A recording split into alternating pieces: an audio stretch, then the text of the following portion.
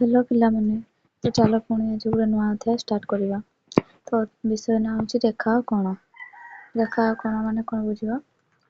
यह अध्याय आम ज्यामितिर किसी मौलिक धारणा यथा बिंदु सरल रेखा रश्मि रेखाखंड और कोण संपर्क में जानिबा।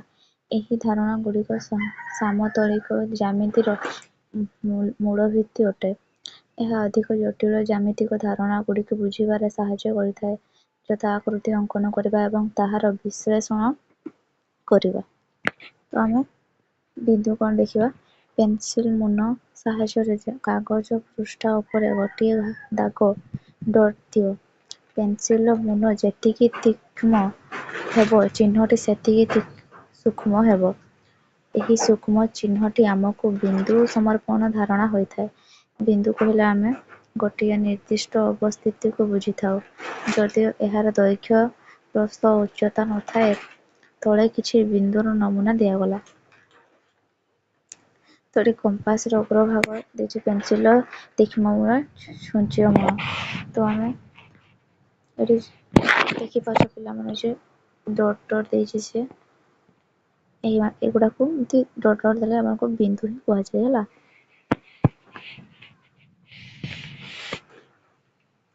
तापर कोन अछि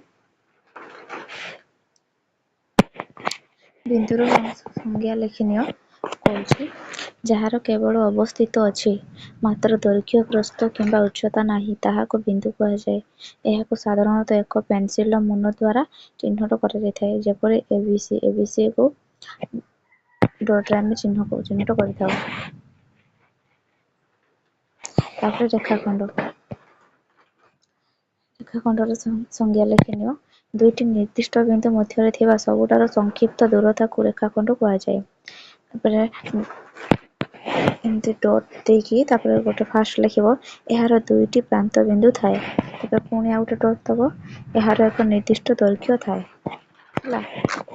तापर सरल रेखा एक रेखाखंड को उभय दिगरे असीम भावे बढ़ाइले जेउ चित्र मिले ताहाको सरल रेखा कुआ जाय। तापर पुणी सेमती डॉट देकी लिखिबो फास्ट एहार कौनसी प्रांत बिंदु न थाए। पुणी डॉट दबो एहार दैर्घ्य असीम हला। तापर पुणी तापर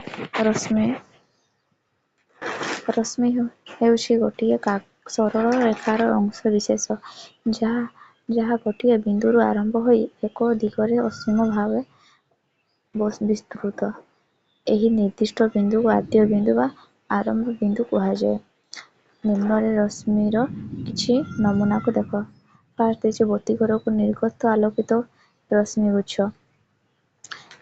तापर देछि टॉर्च रो निर्गत आलोक रश्मि सूर्यଙ୍କ किरण।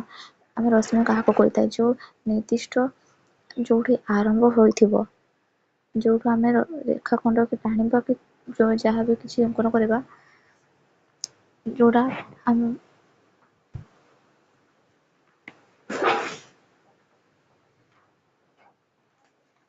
आरंभ रे जो बिंदुटा आमे दबा तथा आमे रश्मि कहिता होला। तापर एटी आसो बुझेबा कोन देछि। फर्स्ट क्वेश्चन देछि रीना गोटिए कागज पृष्ठरे बिंदुटिए देला। एही बिंदु मध्य देई केते गोटी सरल रेखा अंकन करि परिबो।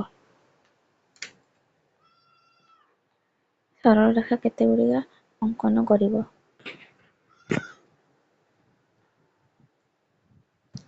असंख्य करि परिबा ना नहीं। तापर पुणी देछि शीतल गोटिए कागज पृष्ठरे दुईटी बिंदु देला। से एही दुईटी बिंदु मध्य देई केतोटी सरल रेखा अंकन करि परिबो। दुईटी कागज पर दुईटी बिंदुर केवल हमर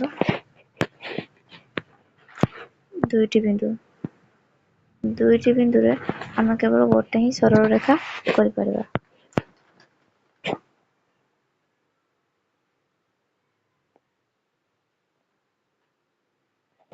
तापर सेकेंड कोन देछि चित्ରରେ दिया रेखाखंड गुड़िक नामित कर।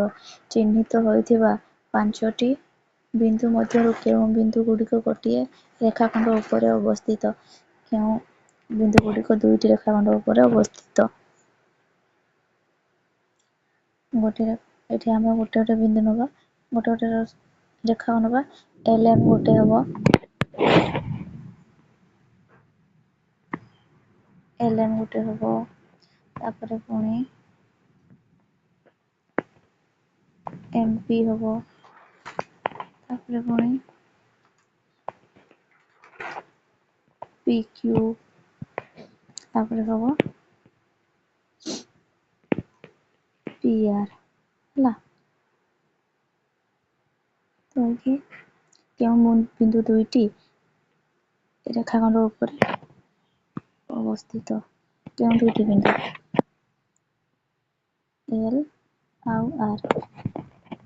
ଲେଖିବ LR।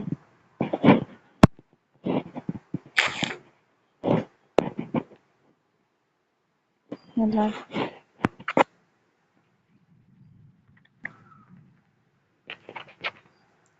ତାପରେ 3 ନମ୍ବର ଦେଇଛି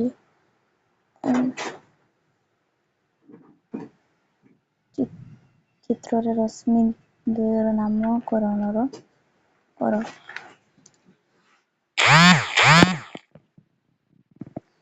ଉଭୟ ରଶ୍ମିର T ଆଦ୍ୟ ବିନ୍ଦୁ ଅଟେ କି? ତ ଏଠି ଯେଉଁ ଚିତ୍ରଟା ଦେଇଛି ଏଇଟାର, ଏହାର ଆଦ୍ୟ ବିନ୍ଦୁ T ଅଟେ କି? ହଁ, T ଅଟେ। କ'ଣ ପାଇଁ ନା ଅଙ୍କନର ଆଦ୍ୟ ବିନ୍ଦୁ ଆମେ କାହା କହୁଥିବା, ଯେଉଁ ପ୍ରାରମ୍ଭରେ ଥାଏ। ପ୍ରାରମ୍ଭରେ ଏଇଟା ବିନ୍ଦୁ ଅଛି, ତାପରେ ଏପଟେ ଯାଇଛି, ଏପଟେ ଯାଇଛି, ତ ଆଦ୍ୟ ବିନ୍ଦୁ T ହେବ କି ନାହିଁ? T। ଏଠି ଆମେ କେତୋଟି ରେଖାଖଣ୍ଡ ପାଇଛେ? ଗୋଟେ TA ଆଉ ଗୋଟେ TB, ବୁଝିଲେ?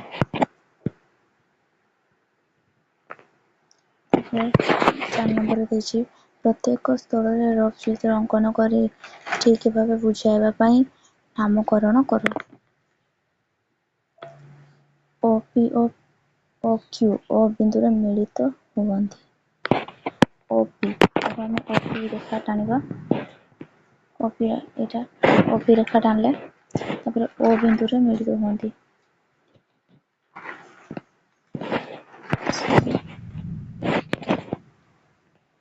এটা টানলে O বিন্দুରେ ମିଳିତ ହେବେ।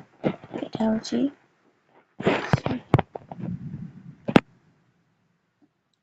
Q, এটা OP। ବିନ୍ଦୁଟା ମିଳିତ କୋଉଠି ମତେ ଏଇଟା O ହେଲା। ତାପରେ Bରେ ଦେଇଛି XY ଓ PQ ପରସ୍ପରକୁ M ବିନ୍ଦୁରେ ଛେଦ କରନ୍ତି। ସେମିତି କରିବ, ସେମିତି XY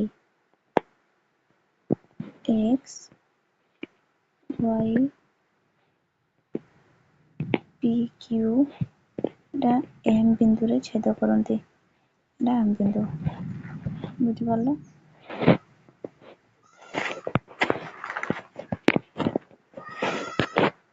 ତାପରେ ଦେଇଛି ସିରେ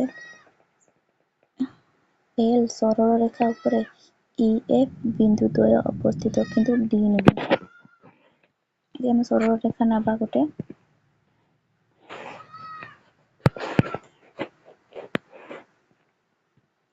ଏଇଟା ହେଉଛି L, ଏଠି ତାପରେ ଅବସ୍ଥିତ କି EF, କିନ୍ତୁ D ନୁହେଁ, Dଟା ସେ ବାହାରେ ହିଁ ରହିବ, D ହେଲା। ତାପରେ Dରେ ଦେଇଛି AB ରେଖାଖଣ୍ଡ ଉପରେ P ବିନ୍ଦୁ ଅବସ୍ଥିତ।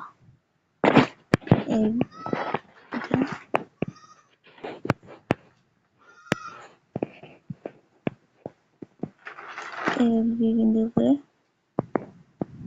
P ବିନ୍ଦୁ ଅବସ୍ଥିତ, ବୁଝିପାରିଲ? ତାପରେ 5ରେ ଦେଇଛି ଚିତ୍ରରେ ଦର୍ଶାଅ 5ଟି ବିନ୍ଦୁ। 5ଟି ବିନ୍ଦୁ ଆମର କିଏ? D E O C B ହେଲା ଗୋଟିଏ ସରଳ ରେଖା। ଗୋଟିଏ ସରଳ ରେଖା ଆମେ ନେବା।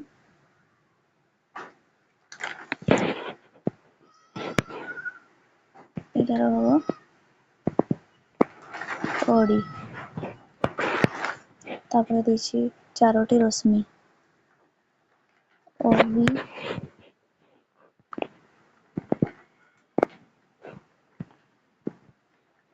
OB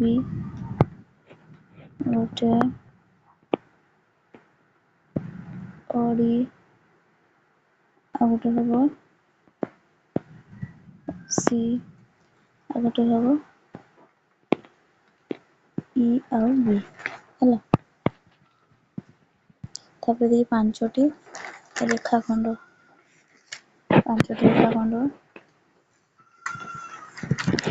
OE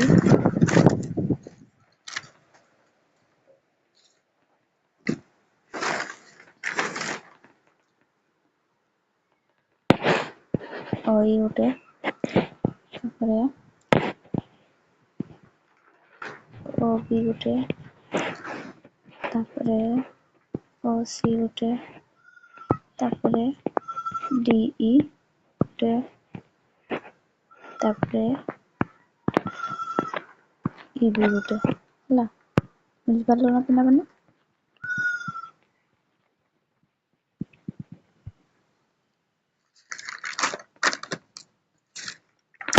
ଆମେ ଯିବା ନେକ୍ସଟ କ୍ୱେଶ୍ଚନ।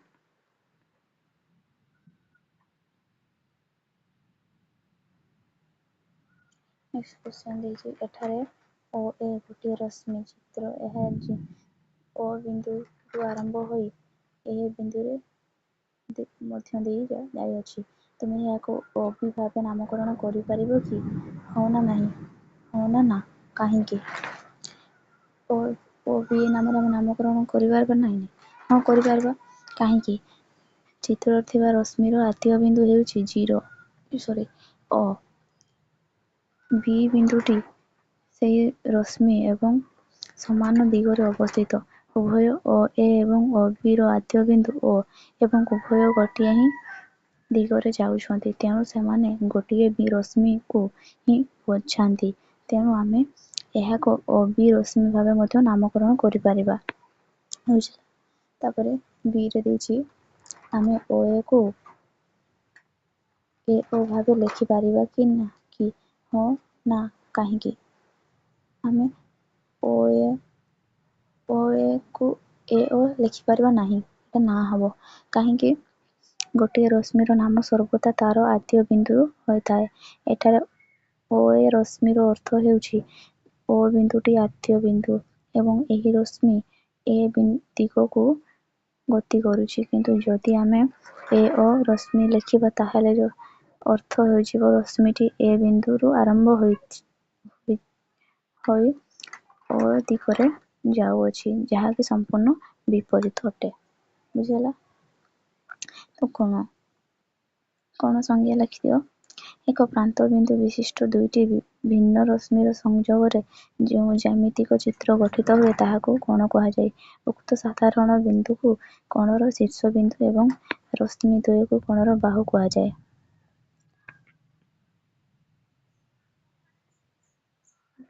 ବୁଝିପାଇଲେ? ତଳେ ଦିଆଯାଇଥିବା ଚିତ୍ର ଗୁଡ଼ିକରେ କୋଣଗୁଡ଼ିକୁ ତମେ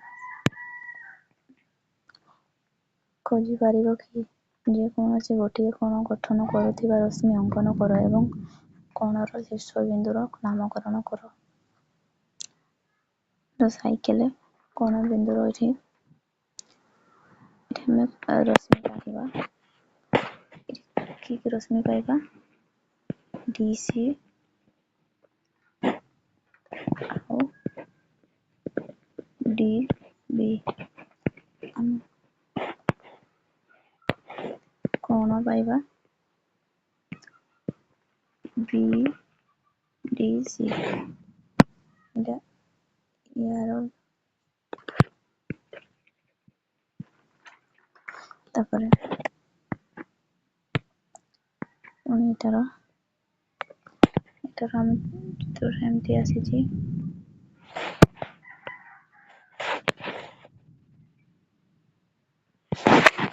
ଏମିତି ଆସିଛି। ତ ଏଠି ଆମେ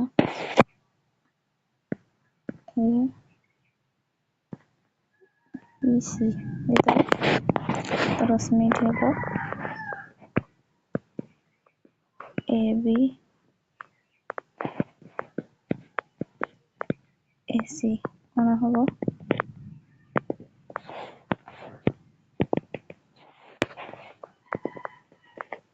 BAC।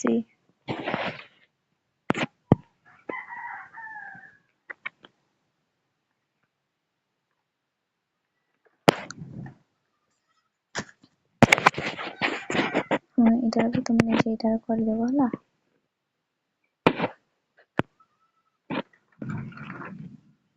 ତାପରେ 2 ନମ୍ବର ଦେଇଛି ST ଓ SR କୁ ବାହୁ ନେଇ ଗୋଟିଏ କୋଣର ଚିତ୍ର ଅଙ୍କନ କର ଓ ଏହାର ନାମକରଣ କର।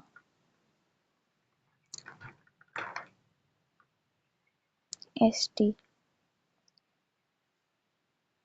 ଆଉ SR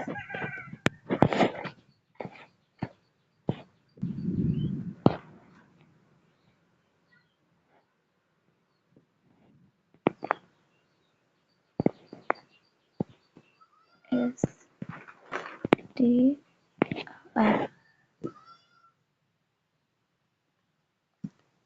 ନାମକରଣଟି କରିଦେଲେ ତ ଏଠି କ'ଣ ହେଇଯିବ RST।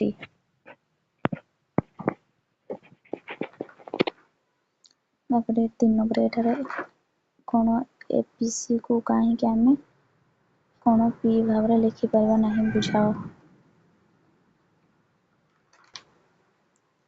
କ'ଣ କାହିଁକି ଆମେ ଲେଖିପାରିବା ନାହିଁ କି ସେ ଦୁଇଟି କ'ଣ ମିଶିକି ବଡ଼ କ'ଣ ସୃଷ୍ଟି ମାନେ P କ'ଣଟା ସୃଷ୍ଟି ହୋଇଛି। ଯଦି ଆମେ କ'ଣ ପାଇବା APB ଆଉ ଗୋଟେ କ'ଣ BPC ତ ଦୁଇଟା କ'ଣ ମଧ୍ୟରେ ଏଠି P ବି ଅଛି ଏଠି B ବି ଅଛି। ତ ଆମେ ଦୁଇଟା ଯେହେତୁ ଗୋଟେ ଜାଗାରେ ଅଛି ତ ଆମେ କହିପାରିବା ନାହିଁ।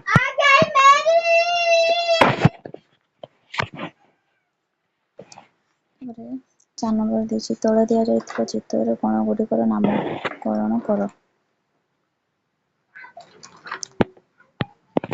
କୋଣ ଗୁଡ଼ିକର ଫାଷ୍ଟ କ'ଣ ଏଠି QTR ତାପରେ ଆଉ ଗୋଟେ କ'ଣ ଦେଇଛି PTR ହେଲା ବୁଝିଗଲା ନା।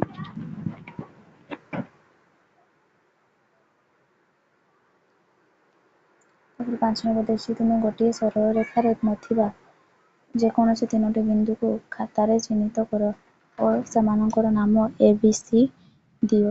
ଯେକୌଣସି 2ଟି ବିନ୍ଦୁ ସଂଯୋଗ କରି ସମସ୍ତ ସମ୍ଭାବ୍ୟ ସରଳ ରେଖା ଅଙ୍କନ କର। କେତୋଟି ସରଳ ରେଖା ଅଙ୍କନ କରିପାରିଲେ ସେଗୁଡ଼ିକର ନାମକରଣ କର। B ଓ C ବ୍ୟବହାର କରି କେତୋଟି କୋଣର ନାମକରଣ କରିପାରିବ। ଚିତ୍ରରେ ଦିଆଯାଇଥିବା ପରି ପ୍ରତ୍ୟେକ କୋଣକୁ ଏକ ବକ୍ରରେଖା ଦେଇ ଚିହ୍ନାଅ। ଆମେ କରିବା ABC ସେ ଦେଇଛି ଫାଷ୍ଟ ଗୋଟେ ରେଖା ଏଠି ମୁଁ କରିଦେଉଛି। ଫାଷ୍ଟ ଗୋଟେ ରେଖା ନେଇଛି ସିଏ ଏଇଟା A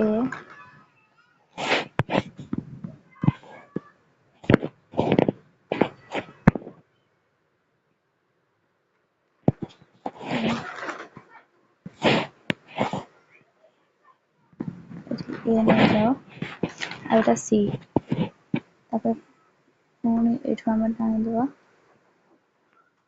ଏଇଟା ଏଇ କୋଣଟା B ତ ଆମେ କରିପାରିଲେ ଏଠି ଆମେ ରେଖା ଖଣ୍ଡ ପାଇଲେ କେତୋଟି AC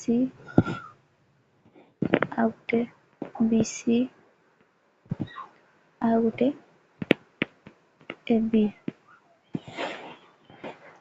कोण आम केतटा पाइले ACB आ गोटे ABC आ गोटे CAB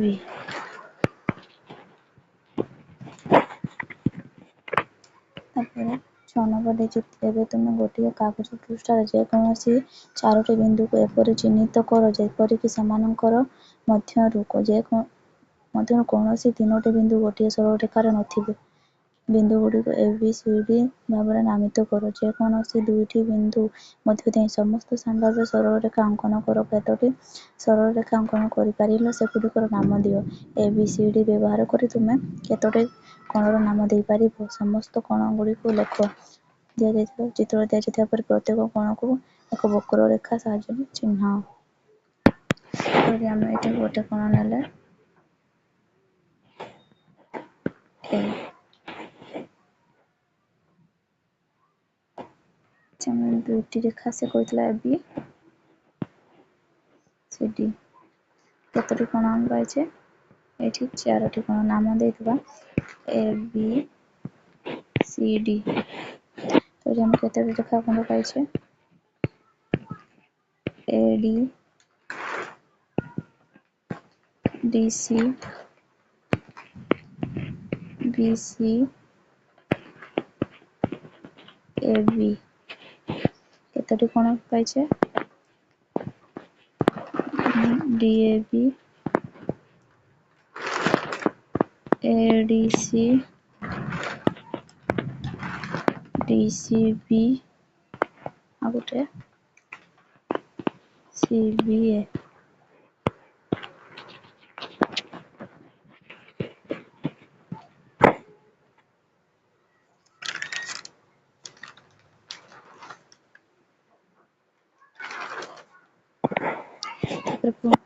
ପିଲାମାନେ ଏତିକି ଆଗ ବୁଝିକି ନିଜ ଖାତାରେ ଅଙ୍କନ କରିବ ହେଲା ତ ନେକ୍ସଟ କ୍ଲାସ୍ ଆମେ ପଢ଼ିବା କୋଣ ମାନଙ୍କ ମଧ୍ୟରେ ତୁଳନା ତ ଆଜି ଯେତିକି ବୁଝିଲ ତ ନିଜ ଖାତାରେ ଯାଇକି ନୋଟ୍ ବନେଇବ ତ ଯଦି ବୁଝି ନ ପାରିବ ମୋତେ ପୁଣି କମେଣ୍ଟରେ ଜଣେଇବ ତ ମୁଁ ଆଉଥରେ ବୁଝେଇଦେବି ପିଲାମାନେ ରହୁଛି ଜୟ ଜଗନ୍ନାଥ।